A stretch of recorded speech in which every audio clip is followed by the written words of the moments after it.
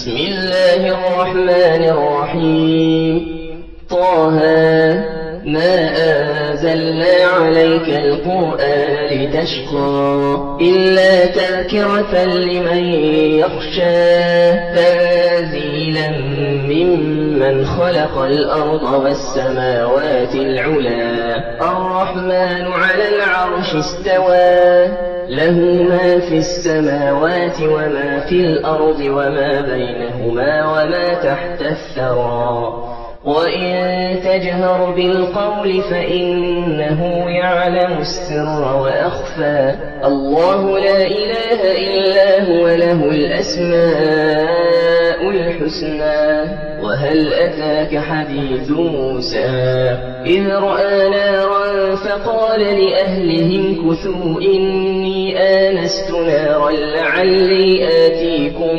منها بقبس أو أجد على النار هدى فلما أتاها نودي يا موسى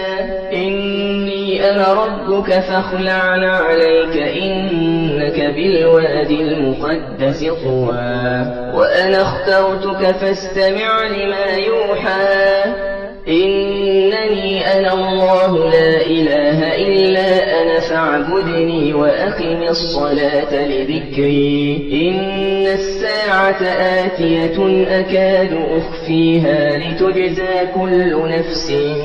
بما تسعى فلا يصدنك عنها من لا يؤمن بها واتبع هواه فتردى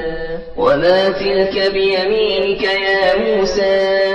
قال هي عصاي أتوكأ عليها وأهش بها على غنمي ولي فيها مآرب أخرى قال ألقها يا موسى فألقاها فإذا هي حية تسعى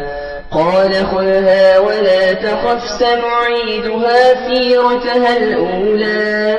واضم يدك إلى جناحك تخرج بيضاء من غير سوء آية أخرى لنريك من آياتنا الكبرى اذهب إلى فرعون إنه طغى قال رب اشرح لي صدري ويسر لي أمري واحلل عقدة من لساني يفقه قولي واجعل لي وزيرا من أهلي هارون أخي اشدد به أزري وأشركه في أمري كي نسبحك كثيرا ونذكرك كثيرا إنك كنت بنا بصيرا قال قد أوتيت سؤلك يا موسى ولقد مننا عليك مرة أخرى إذ أوحينا إلى أمك ما يوحى أن اقذفيه في التابوت فاقذفيه في اليم فليلقه اليم بالساحل يأخذه عدو لي وعدو له وألقيت عليك محبة مني ولتصنع على عيني إذ تمشي أختك فتقول هل أدلكم على من يكفله فرجعناك إلى أمك كي تقر عينها ولا تحزن وقتلت نفسا فنجيناك من الغم وفتناك فتونا فلبثت سنين في أهل مدين ثم جئت على قدري يا موسى واصطنعتك لنفسي اذهب أنت وأخوك بآياتي ولا تنيا في ذكري اذهبا إلى فرعون إنه طغى فقولا له قولا لينا لعله يتذكر أو يخشى قالا ربنا إننا نخاف أن يفرط علينا أو أن يطغى قال لا تخافا إنني معكما أسمع وأرى فأتياه فقولا إنا رسولا ربك فأرسل معنا بني إسرائيل ولا تعذبهم قد جئناك بآية من ربك والسلام على من اتبع الهدى إنا قد أوحي إلينا أن العذاب على من كذب وتولى قال فمن ربكما يا موسى قال ربنا الذي أعطى كل شيء خلقه ثم هدى قال فما بال القرون الأولى قال علمها عند ربي في كتاب لا يضل ربي ولا ينسى الذي جعل لكم الأرض مهدا وسلك لكم فيها سبلا وأنزل من السماء ماء فأخرجنا به أزواجا من نبات شتى كلوا وارعوا أنعامكم إن في ذلك لآيات لأولي النهى منها خلقناكم وفيها نعيدكم ومنها نخرجكم تارة أخرى ولقد أريناه آياتنا كلها فكذب وأبى قال أجئتنا لتخرجنا من أرضنا بسحرك يا موسى فلنأتينك بسحر مثله فاجعل بيننا وبينك موعدا لا نخلفه نحن ولا أنت مكانا سوى قال موعدكم يوم الزينة وأن يحشر الناس ضحى فتولى فرعون فجمع كيده ثم أتى قال لهم موسى ويلكم لا تفتروا على الله كذبا فيسحتكم بعذاب وقد خاب من افترى فتنازعوا أمرهم بينهم وأسروا النجوى قالوا إن هذان لساحران يريدان أن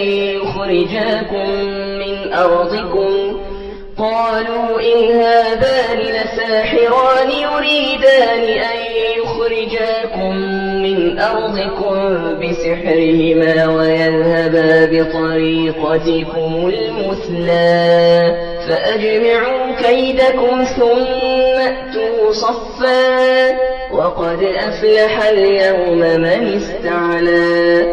قالوا يا موسى إما أن تلقي وإما أن نكون أول من ألقى قال بل ألقوا فإذا حبالهم وعصيهم يخيل إليه من سحرهم أنها تسعى فأوجس في نفسه خيفة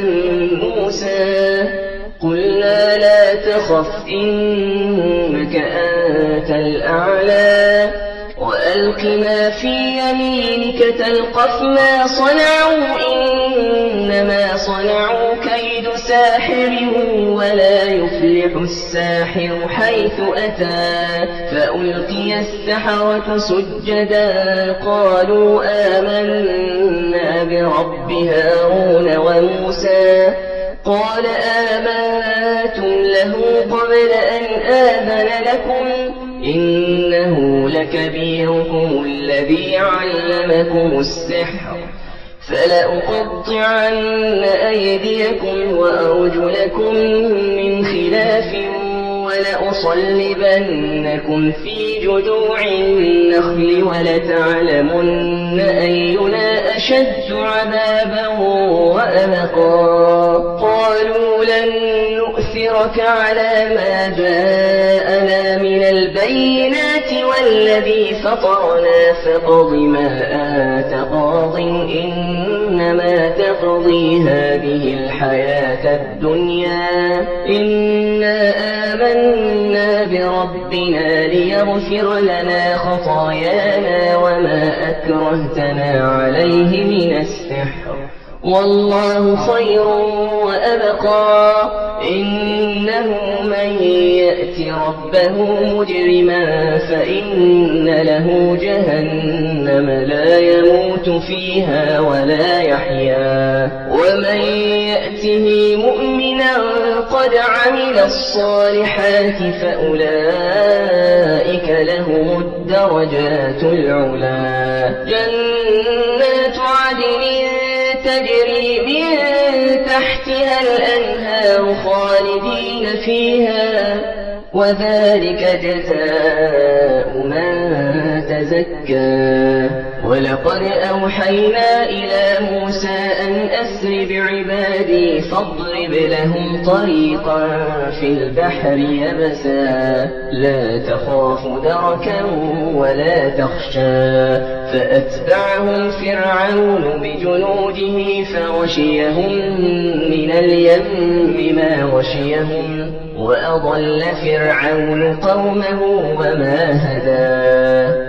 يا بني إسرائيل قد أنجيناكم من عدوكم وواعدناكم جانب الطور الأيمن ونزلنا عليكم المن والسلوى كلوا من طيبات ما رزقناكم ولا تطغوا فيه فيحل عليكم غضبي ومن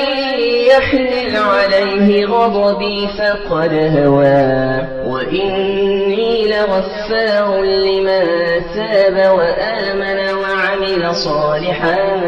ثم اهتدى وما أعجلك عن قومك يا موسى قال هم أولئك على أثري وعجلت إليك رب لترضى قال فإنا قد فتنا قومك من بعدك وأضلهم السامري فرجع موسى إلى قومه غضبان أسفا قال يا قوم ألم يعدكم ربكم وعدا حسنا أفطال عليكم العهد أم أردتم أن يحل عليكم غضب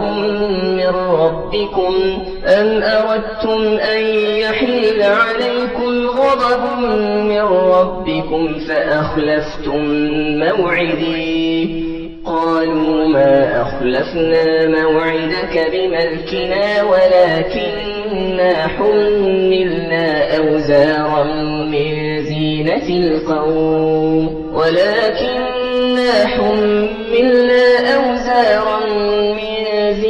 القوم فقذفناها فكذلك ألقى السامري فأخرج لهم عجلا جسدا له خوار فقالوا هذا إلهكم وإله موسى فنسي أفلا يرون ألا يرجع إليهم قولا ولا يملك لهم ضرا ولا نفعا ولقد قال لهم هارون من قبل يا قوم إنما فتنتم به وإن ربكم الرحمن فاتبعوني وأطيعوا أمري قالوا لن نبرح عليه عاكفين حتى يرجع إلينا موسى قال يا هارون ما منعك إذ رأيتهم ضلوا ألا تتبعني أفعصيت أمري قال يا ابن أم لا تأخذ بلحيتي ولا برأسي إني خشيت أن تقول فرقت بين بني إسرائيل ولم ترقب قولي قال فما خطبك يا سامري قال بصرت بما لم يبصروا به فقبضت قبضة من أثر الرسول فنبلتها وكذلك سولت لي نفسي. قال فاذهب فإن لك في الحياة أن تقول لا مساس وإن لك موعدا لن تخلفه وانظر إلى إلهك الذي ظلت عليه عاكفا لنحرقنه ثم لننسفنه في اليم نسفا. إنما إلهكم الله الذي لا إله إلا هو وسع كل شيء علما. كذلك نقص عليك من أنباء ما قد سبق وقد آتيناك من لدنا ذكرا. من أعرض عنه فإنه يحمل يوم القيامة وزرا خالدين فيه وساء لهم يوم القيامة حملا. يوم ينفخ في الصور ونحشر المجرمين يومئذ زرقا يتخافتون بينهم إن لبثتم إلا عشرا. نحن أعلم بما يقولون إذ يقول أمثلهم طريقة إن لبثتم إلا يوما. ويسألونك عن الجبال فقل ينسفها ربي نسفا فيذرها قاعا صفصفا لا ترى فيها عوجا ولا أمتا. يومئذ يتبعون الداعي لا عوج له وخشعت الأصوات للرحمن فلا تسمع إلا همسا.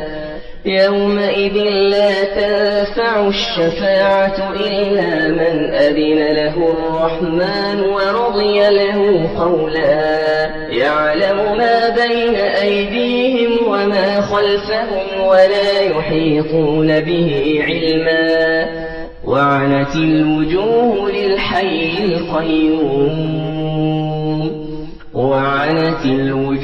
للحي القيوم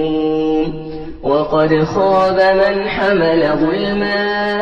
ومن يعمل من الصالحات وهو مؤمن فلا يخاف ظلما ولا هضما. وكذلك أنزلناه قرآنا عربيا وصرفنا فيه من الوعيد لعلهم يتقون أو يحدث لهم ذكرا. فتعالى الله الملك الحق ولا تعجل بالقرآن من قبل أن يقضى إليك وحيه وقل رب زدني علما. ولقد عهدنا إلى آدم من قبل فنسي ولم نجد له عزما. وإذ قلنا للملائكة اسجدوا لآدم فسجدوا إلا إبليس أبى فقلنا يا آدم إن هذا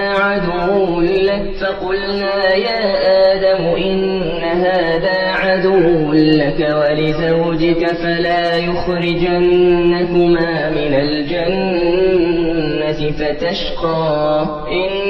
لك ألا تجوع فيها ولا تعرى وأنك لا تظمأ فيها ولا تضحى. فوسوس إليه الشيطان قال يا آدم هل أدلك على شجرة الخلد وملك لا يبلى. فأكلا منها فبدت لهما سوآتهما وطفقا يخصفان عليهما من ورق الجنة وعصى آدم ربه فغوى. ثم اجتباه ربه فتاب عليه وهدى. قال اهبطا منها جميعا بعضكم لبعض عدو فإما إما يأتينكم مني هدى فمن اتبع هداي فلا يضل ولا يشقى ومن أعرض عن ذكري فإن له معيشة ضنكا ونحشره يوم القيامة أعمى قال رب لم حشرتني أعمى وقد كنت بصيرا قال كذلك أتتك آياتنا فنسيتها وكذلك اليوم تنسى